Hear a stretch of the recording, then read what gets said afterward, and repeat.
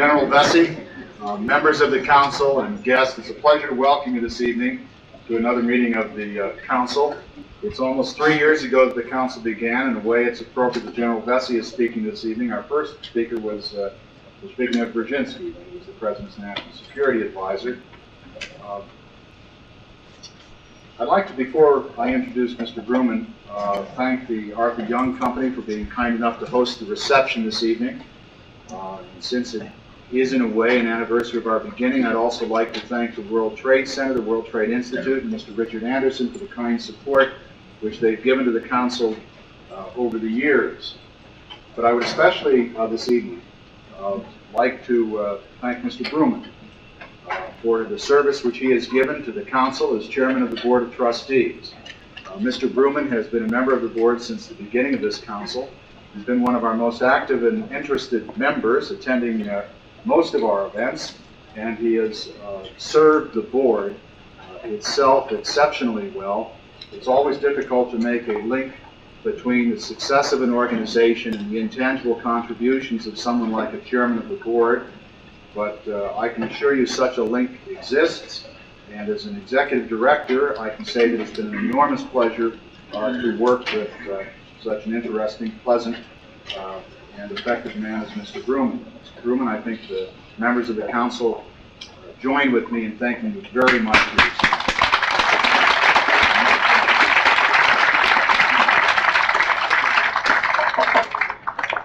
Now I'd like to introduce Mr. Grumman to, in turn, introduce our guests. Mr. Grumman.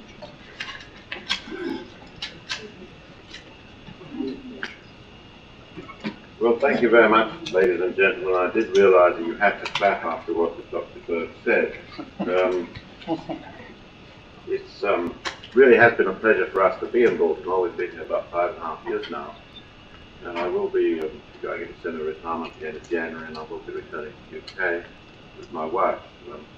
Frankly, we've been treated with great kindness, courtesy and consideration by everybody in Baltimore, and we've really enjoyed it here. And if it wasn't for the fact that we have strong family connections in the UK, we really wouldn't be going back there. You don't really have to pay much attention to what Dr. Bird said. He's really working on the famous BBB principle, which means bullshit baffles brains. It's a great pleasure to welcome our speaker tonight, General John Vessy, Chairman of the Joint Chiefs of Staff to the Baltimore Council on Foreign Affairs. John Vessy enlisted in Minnesota in the Minnesota National Guard in May 1939. Showing that rare gift for good judgment that characterized his career, he escaped from Minnesota in 1941 for active duty. I don't know what you people think, but I always associate Minnesota with something to do with brass monkeys. A top sergeant by 1941, he was commissioned in the field at Anzio in 1944. So the younger element here tonight, Anzio was the landing south of Rome, which was to lead to its liberation. It was a very hairy operation and nearly ended in disaster, if my memory serves me well. The General's past assignments include the 34th Infantry Division in North Africa and in Italy during World War II, the 4th Infantry Division in Germany, 2 tours with the 3rd Armored Division in Germany, 25th Infantry Division in Vietnam, and command of the 47th Infantry Division at Fort Carson. In 1975, General Vessy was promoted to Lieutenant General and became the U.S. Army's Deputy Chief of Staff for Operations and Plans. He was promoted to General in 1976 and signed a career as Commander-in-Chief. General Vessy returned to Washington in July 1979 to become Vice Chief of Staff of the United States Army. He is a recipient of numerous military decorations and awards, including the Distinguished Service Cross, the Defense Distinguished Service Medal, the Army Distinguished Service Medal, and the Purple Heart. And really, I've only mentioned a few of those that didn't come up with the rations. He holds a Bachelor of Science degree from the University of Maryland, a Master of Science degree from George Washington University. As you can readily appreciate, he is that most unusual of military men who has risen to the highest position in his profession, having not received his early education at West Point. I suppose he just substituted merit for that. Debating with and criticizing the military has become a national pastime here in the United States. This is perhaps not surprising in view of both its cost and its importance to our long-term survival. It is, however, important to remember that the United States is not only concerned with the defense of the United States itself, but that without the United States, the rest of the free world becomes relatively defenseless also. So we all have a stake in the outcome, even foreigners like me. The subject of General Vessy's address this evening is national security affairs. It is my great pleasure to introduce the Chairman of the Joint Chiefs of Staff, John Vessy.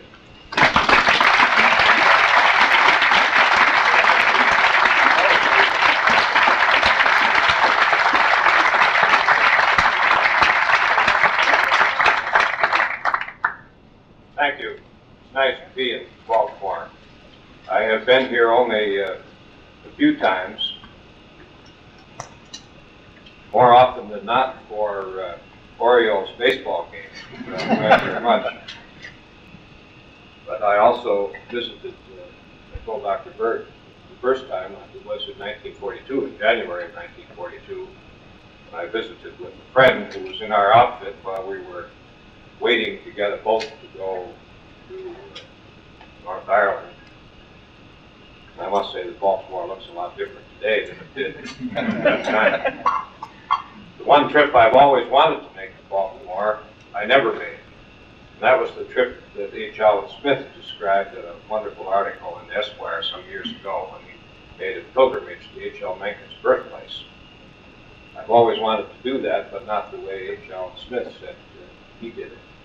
He remembered some of H. L. Mencken's admonitions, one of which was smile at a homely girl. As he was walking down the street toward H. L. Mencken's house, he said a girl passed by. He said she wasn't particularly homely, but she wasn't too beautiful, so he went ahead and smiled. She hit him with her purse, called the police and had him arrested. So for that reason, I've avoided visiting H. L. Mencken's birthplace. I want to tell you that Minnesota is not something that does bad things to brass monkeys. I think that it can best be characterized by a tale about a Scandinavian widow woman who lived in the northwest angle of Minnesota, which is the northernmost point in the 48 contiguous states.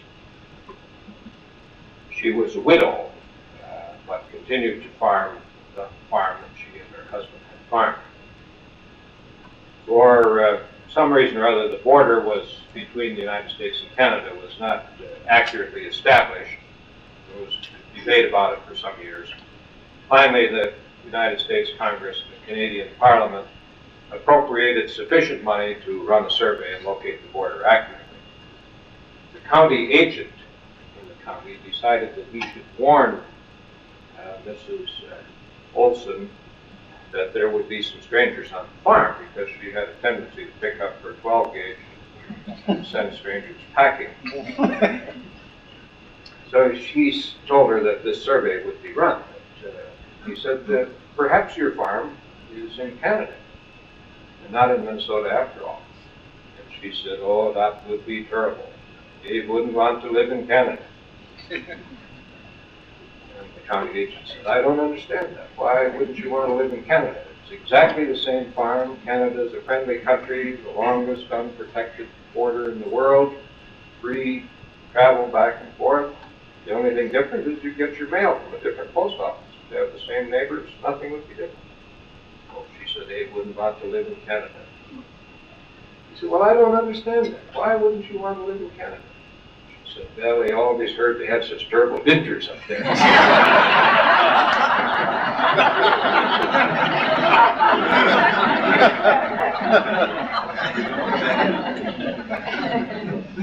In June of last year, about a week or two after taking my new job, I received a letter from a woman who lives here in Baltimore. She wrote of her fears of nuclear war and her support for the nuclear freeze movement. Her concerns were obviously sincere, honest, and well motivated. She deserved a thoughtful response. I wrote her a letter. I told her that as a Christian, as a citizen, as a professional soldier, and as a father of 3 children, that I joined her in those fears of war and in her quest for a stable and peaceful world. I told her that I understood her concerns about war and shared her abhorrence of war, particularly the thought of nuclear war. I told her that we were on the same team. But I also told her that neither one of us, no matter how much we wanted to, could wish away nuclear weapons or the state of the world in which we live. We live in a very complicated world of nation states whose variegated politics seem almost inexplicable to some of us, and whose economies are inextricably intertwined. Economic interdependence has grown astoundingly, and certainly that's no new fact to people who live in a place like Baltimore. In the year I joined the Army, the United States was a net exporter of oil, about 20,000 barrels a day. In 1979, we imported about 6 million barrels of oil a day. In that same year that I took the oath of enlistment, we imported 1 million tons of iron ore in this country. But we exported 8 million tons of finished steel products. In 1979, we imported 15 million tons of iron ore, but we also imported about 25 million tons of finished steel products. Now, if we were to examine some of the more exotic metals, those things that make the alloys that are high pressure and temperature resistant that go into modern equipment, the cobalts, the titaniums, magnesiums, we'd see an even greater interdependence with our economy and the rest of the world. This week's Time magazine has a long, scary article about the banking and financial interdependence of the world. In the few years that I've been in uniform, we've seen an explosion of technology. The jet airplane, the computer, nuclear fission and fusion, microelectronics are just some of the products of that explosion. It's worth remembering that the products of that explosion are amoral. They can be used for peaceful purposes or they can be used for ill purposes. Our world has grown far smaller. In the same number of days that it took me to make my first trip from New York to the British Isles in 1942, I recently used that same number of days and I made a trip to a NATO headquarters in Italy. I visited our troops in Lebanon. I spent a couple of days aboard our naval forces in the Mediterranean. I visited Egypt and our troops in the Sinai. I spent a week at the NATO meeting in Brussels. I worked a week in Washington and took a long weekend holiday. The world is truly a lot smaller. The communications revolution is even more startling. In the space of an hour or so on New Year's Day, I watched the last minutes of 2 exciting football games broadcast to different corners of our country. I saw TV reports from Lebanon and from the floods in Louisiana on the news.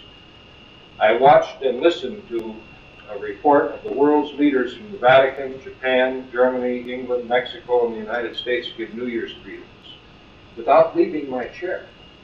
And without leaving my chair, I turned around to my telephone and picked it up, and simply by pushing buttons on that telephone, I called my oldest son in Bucharest, Romania. I called my daughter in New Mexico. I called my mother in Minnesota. Then I groused when I got a busy signal when I dialed the number of my son in Colorado. Glimpses of the far corners of the world and of the United States come into our living rooms every day on the television news. The print media covers even more. Section A of today's Baltimore Sun has datelines from 12 different countries of the world and 4 different continents. And it's today's news, it's not old news. The world we live in is a dangerous world, too. I need only call your attention to the strife in Kampuchea, in Afghanistan, the Iran-Iraq war, Lebanon, the Somalia-Ethiopian border, Libya and Chad, Namibia, and Central America, to remind you of that fact. Clearly, it's not a perfect world that we live in. The good Lord didn't promise us a perfect world. But it is, in fact, the only world we have. I believe it's our job to make the best out of it and to make it the best world that we possibly can, not only for us, but for the people follow us. One of the rules which I believe applies to life in this world of nation states can be drawn from what von Tirpitz said about the battleship. Von Tirpitz was a great German naval strategist. He said, the first duty of the battleship is to stay afloat. And the second duty of the battleship is to stay afloat. And the third duty of the battleship is to stay afloat. Now, whatever goals a nation has for its people, if it wants to achieve those goals as a nation state in this world of nation states, it must continue to stay afloat in that world of nation states. Now, I believe that staying afloat in that world requires economic, political, social, military, and spiritual help for any nation that wants to stay afloat. They're all interconnected. But today, let's talk a little bit about military help. The principal reason that the United States needs military help is the threat posed by the Soviet Union and its military forces. The most significant and certainly the most dangerous trend over the last 25 years has been the unrelenting growth of Soviet military power. The Soviet Union has built a massive military machine, far in excess of any legitimate needs for defense. 180 divisions. We have 30, counting all our reserve divisions, Marine and Army. 50,000 tanks. We've got about 12,000. 7,000 combat aircraft. We have about 5,000. A modern growing Navy, all backed by a modern strategic nuclear force, at the center of which is thousands of modern, very accurate tactical and strategic nuclear missiles. In his acceptance speech on assuming the duties of Secretary General of the Communist Party in November, Yuri Andropov said, "We well know that peace cannot be achieved by begging from the imperialists. It can be defended only by relying on the invincible might of the Soviet armed forces." Mr. Andropov failed to mention that the battlegrounds for their defense of peace have included Hungary, Czechoslovakia, Cuba, Nicaragua, Afghanistan, Poland, to say nothing of those imperialist nations, Estonia, Latvia, and Lithuania. I find it very difficult to believe that anyone would want war in these times when we look at the power of modern weapons. Yet we know that the Soviets have built the forces to achieve their war objectives.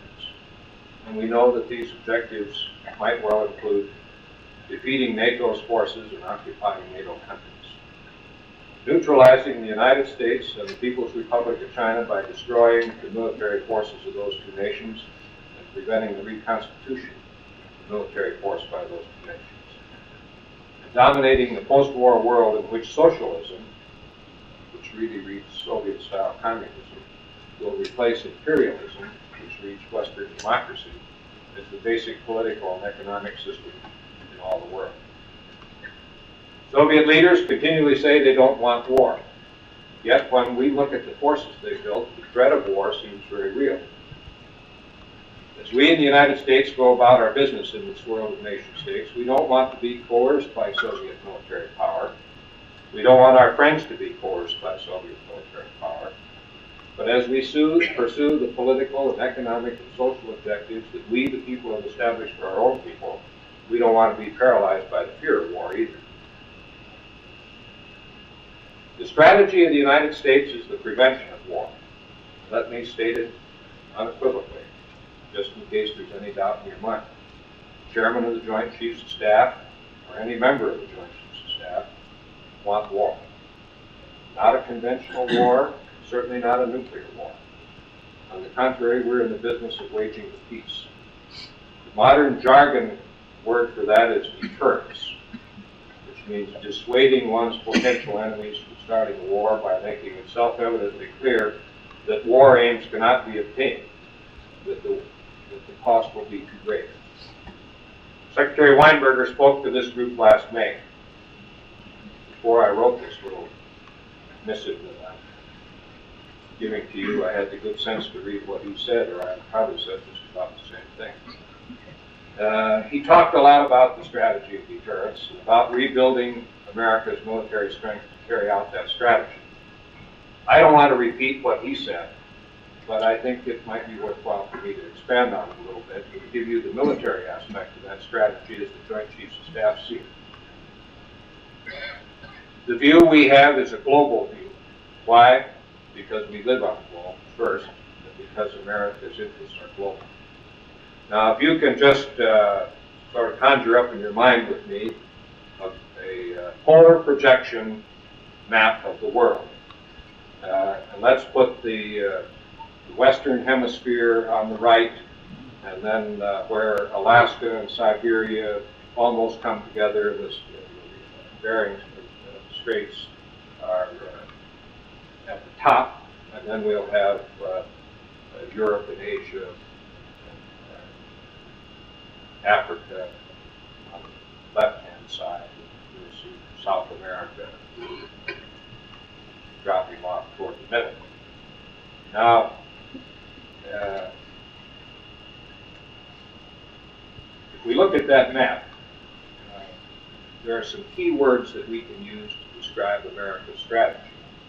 And I'd say let's look at the map on the right-hand side first, where we see Europe and Asia. And I would say to you that alliances and forward deployments are the key words to describe the strategy as we would sort of overlay it on that part of the world. And by alliances, I mean our East Asian mutual security agreements with Japan, Korea, and the Philippines, our agreement with ANZUS, and our NATO alliance. Now, the military strength, as well as the political and economic health of those alliances, contribute to that deterrent strategy, which means for us something. It means we need to pay attention to the political, economic, and military strength and health of those alliances.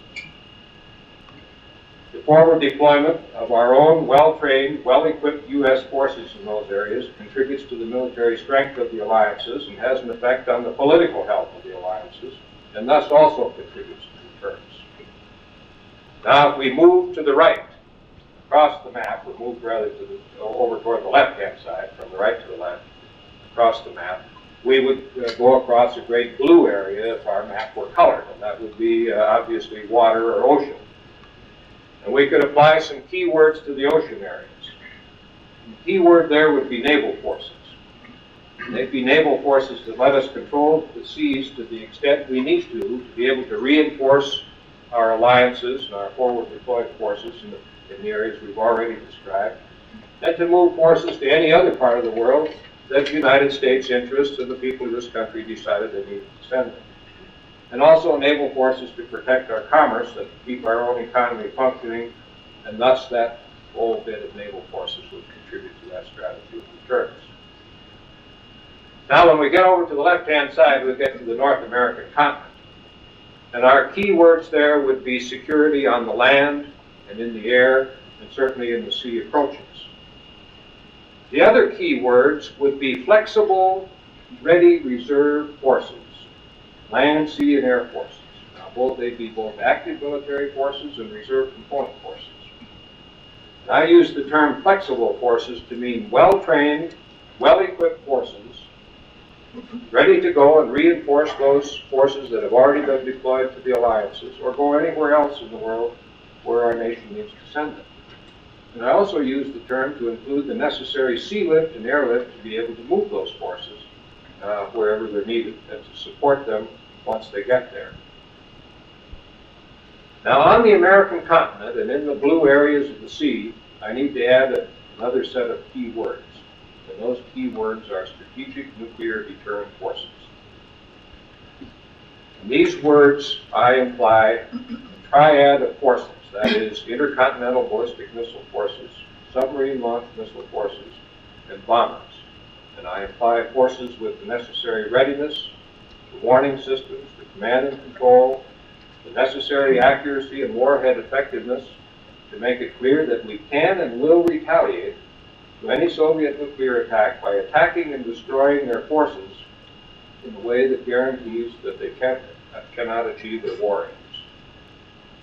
Now, I need to emphasize something about that sentence that I just used, because it's a very important sentence for you to understand and remember.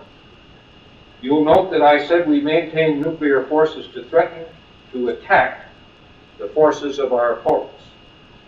I did not say that we maintain nuclear forces to threaten to attack cities or civilian populations, a myth that continues to exist. There are some other key words that are important to the strategy. Those words are security assistance, economic assistance, and good relations. And these words apply to our relations with many parts of the world. And I would cite Central America and the Middle East as good examples for these sets of words. And I would cite good relations as applying to such places as China and the countries of Africa. And all this contributes to deterrence. And I would cite another key word, and that is the President's Middle East Peace Initiative as being important to our strategy. Because if, in fact, the nagging problems can be settled in the Middle East, the strategic situation, both for us and our potential adversary, changes greatly. When Secretary Weinberger was here, he talked to you about the failure to modernize both our nuclear forces and our conventional forces during the late 60s and 70s. He told you about the Soviets widening the gap during that period. He told you the Reagan administration's plans for improving defenses. Just recently, the JCS reported to the President on the results of the first 2 years of the administration's plan to rebuild America's forces. We pointed out to the President that there had been great progress in the health of the United States Armed Forces, but that it was principally in the readiness of the forces, and particularly in the quality of the servicemen and women manning the armed forces. All four of the service chiefs pointed out that the hemorrhage of talent among the skilled non-commissioned officers and officers had been stopped, and the training had been improved due to increases in operating funds, and the sustainability of the forces had been improved because of the increase of repair parts and munitions. Now, we also pointed out that the increase in production of modern hardware that the President had authorized in 1981 would not begin to reach the forces until this year. We also pointed out that he'd only begun to turn the tide, that the Soviets had not been standing still, that in the last 2 years alone, while we've been talking about how big our defense budgets are, the Soviets have added hundreds and hundreds of nuclear warheads to their missile forces, while we've added none. The Soviets have added 60 new modern bombers, while we've added none. We've been debating about whether or not we should add them. The Soviets have built 4,100 tanks, while we built 1,350. The Soviets averaged building 3 tactical fighter aircraft a day, while we built 1 each day. Last night in the President's press conference, the issue of the economy, the deficit, and the possible defense cuts seemed to be the uppermost in the minds of the reporters attending the press conference. It's clear that there will be a great debate in Congress this year about the size of the defense budget, questions that deserve to be explored and answered for the citizens of our country. The key question is, how much is enough?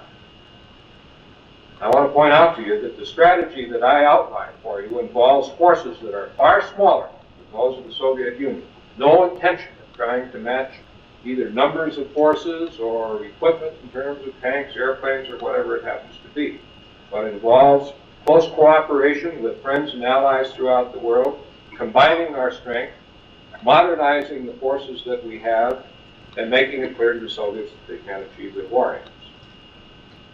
The defense budgets of the last year and the projected budgets for the years ahead, when expressed in a percentage of gross national product, are still well below the average of those of the peacetime years between the Korean War and the Vietnamese War. The question of how much is enough for defense is sometimes translated into should we have defense or full employment? Should we have defense or social programs? Certainly none of us is happy if anyone who wants a job in this country is unable to find work. But the citizens of the country need to pay attention to the social infrastructure of the country. At the same time, we have to remember that only the federal government can provide for the common defense. What we pay for defense in our strategy of deterrence is really the price for peace today. Now, it's not only the price for peace today, because the budgets that have gone before have paid a great part of the price for the peace of today. And we are also paying for the price for peace tomorrow and days ahead. Now, if our strategy fails, either because it's wrong or because we didn't put enough effort into it, or we weren't willing to spend enough of our treasure to support it, then we'll pay in a different point. It won't be dollars. It'll be the blood of our citizens. A number of years ago, Henry Kissinger said, "Henceforth, the adequacy of any military establishment will be attested by its ability to preserve the peace." I agree with that statement. I would add that if deterrence fails, the adequacy will be measured by its ability to win. One says, how do you win a nuclear war? That's a question that we could debate here forever. But I'll tell you one thing, if we're in it, we don't want to lose it. Natural and understandable longing for peace sometimes undermines our ability to prepare for war.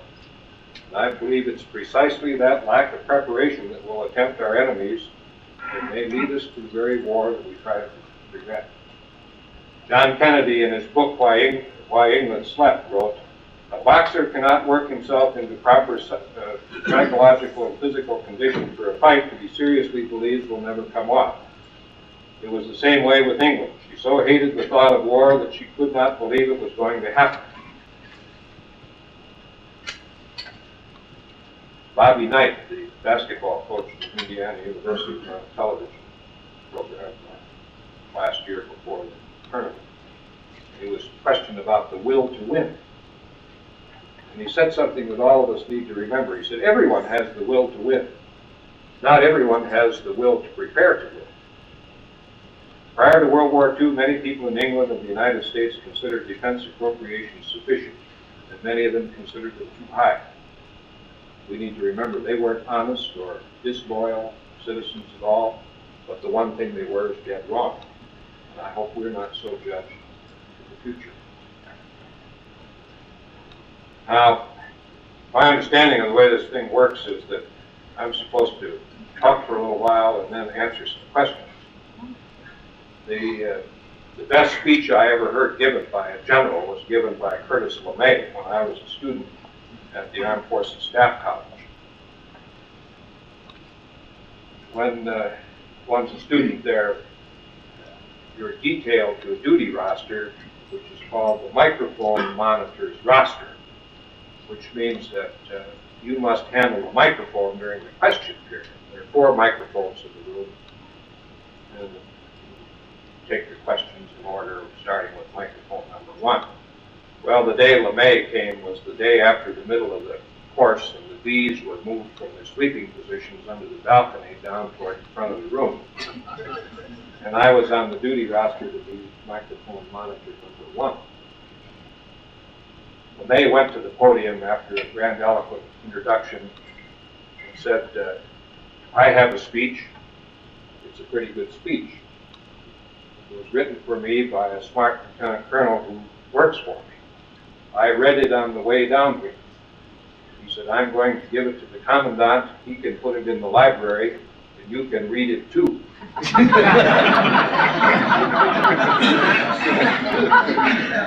Now he said, what are your questions? Well, I didn't have any question, and one of the rules of the general orders of microphone monitors were if you couldn't pass the microphone to someone who had a question, you were to ask the question yourself. Fortunately, a term that some of you might not understand, but the people in uniform will understand, that the class springbuck was in my section of the auditorium, and he rose to the occasion.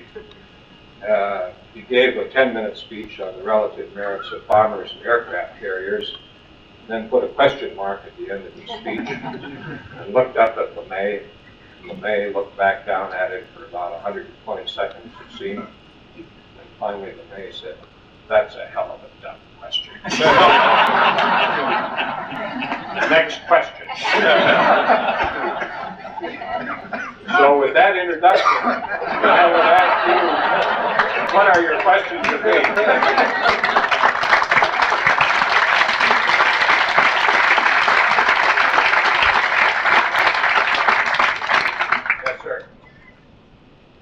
Vessy, in this month's Washingtonian, it's a considerable article on national defense, and one of the statements of the author was that many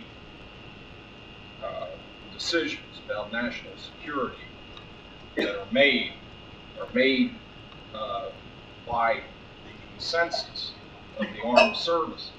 Now, the implication is that the services look out for their own parochial interest, and there's seemingly nobody to look out for the national interest, and that seems to have inspired recommendations that the Joint Chiefs be reformed.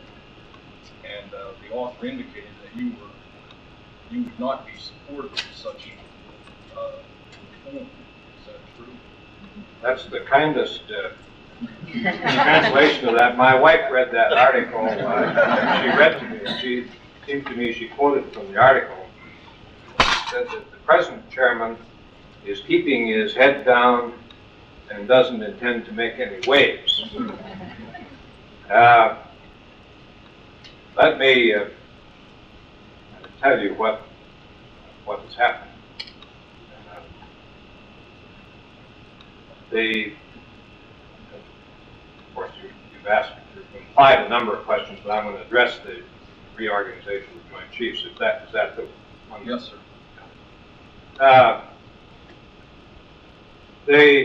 Some suggestions for changing the way the Joint Chiefs of Staff do business were made by my predecessor, General Dave Jones. One of the current members of the Joint Chiefs of Staff, General Meyer, the Army Chief of Staff, also made some suggestions that went even further than those that Dave Jones made. Last spring, the House Armed Services Committee's investigation subcommittee held hearings about Joint Chiefs of Staff organization. The records of those hearings have been published, and for anyone who's interested, it's perhaps the best compendium of advice and opinion on that subject that I know of. They had all the right witnesses. All living former chairmen testified. At least 3 former secretaries of defense testified. I believe all the living former chiefs of the various services testified. And many of the former commanders and chiefs of the unified and specified commands testified. And a variety of other experts with and without briefcases, with and without portfolios, testified. They all gave advice, good advice. I think the problem that the committee had was the range of advice was as broad as the scale itself. The current Joint Chiefs of Staff agreed with the Secretary of Defense that we would in fact examine our own organization. We would examine all the suggestions that had been made, those that did not require changes in the law. We would make those changes if we believed they made sense. We have done that. We also examined those suggested changes that might require changes in the law.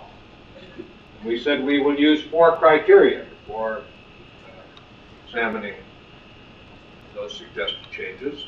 And those would be, first, would it help the nation go to war better than the present system? Secondly, would it give better advice to the President and Secretary of Defense than the present system now gives? And would that advice be timely? Thirdly, would it provide better support to the commanders and chiefs of the unified and specified commands, who, after all, people by law charged with fighting the armed forces of the United States if they have to be used in battle? And fourthly, would it help the Secretary of Defense and the President make that most difficult peacetime task, or fulfill that most difficult peacetime task that they have, and that is how to stuff 10 pounds of defense into a 5-pound punching bag. We laid this out to the Secretary. The Secretary suggested we use one other criterion, which was a very good one, and we added it. And that is, would it maintain civilian control of the armed forces of the United States? We have examined all those, and we have made our recommendations to the Secretary of Defense. The recommendations are not insignificant. I think that we decided that first, I need to tell you something about it because it has to do with the article, perhaps. And incidentally, that's a very good article, the John Kester article in the Washington Post. We decided that we would not involve staffs in this examination because, in fact, we alone are the advisors to the President and Secretary of Defense, not the vast staffs that help us. We also asked the Secretary of Defense not to involve his staff, but let us work with him directly, because it is, in fact, he who is the agent of the President in commanding the forces of the United States. So we tried to keep staff theologians out of this exercise. We also decided that we would not debate the matter in the press, and thus perhaps why John Kester believes that we're not making any waves, because we think it is an issue that concerns the security of the United States, and it concerns the guy responsible for the security of the United States, the man that the people of the United States have elected as the Commander-in-Chief of the Armed Forces, the President. It concerns his agent, the Secretary of Defense, and the 5 advisors now established by law, the Joint Chiefs of Staff and the Chairman. So that's the way we've handled it. I think that we'll make some progress. Yes, sir. I'd like to hand you this. I'd like you to read it tonight if you can. It's a shortcut to world peace. Okay. And it's a physical shortcut. I'm a 12,000-hour pilot. I made 100 parachute jumps. I've been in 51 countries. I say that any war can be halted in 10 days without killing and without destroying. I want to make a film out of it, soundtrack it in Russian, and have Mr. Reagan take it to Russia and say, now here's a way for us together to enforce world peace without killing and without destroying. Believe me, my daughter was flying V-17s, the youngest woman in the country. I know my subject backward. All I'd like you to do is to read that, and if you come up with any negatives, let me answer the questions, because this is something that no one in the Defense Department has any experience in. It's a new way to take cities and towns in one night without killing and without destroying. This is 10 years of my life in that. All right, sir. Thank you.